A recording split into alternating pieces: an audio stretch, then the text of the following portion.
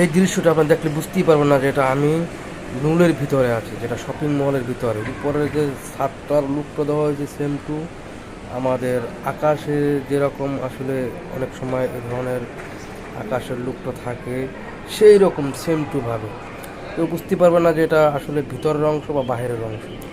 আর এই মলের ভিতরে A to Z এমন কোনো জিনিস নাই যে এখানে পাবেন না। সম্পূর্ণ সব কিছু এখানে পাবেন।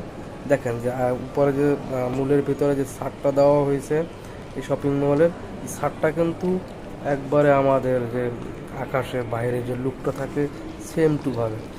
আর এখানে পাবেন A to Z। পূর্বে আমি আর একটা ভিডিও আপনাদের সাথে শেয়ার করেছিলাম যে এটার ভিতরেই সুইমিং পুল করেছে।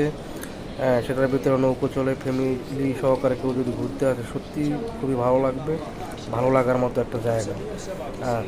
আসলে কথা আছে যে পেশা ফেঙ্কো তামাশা দেখো, এরকম।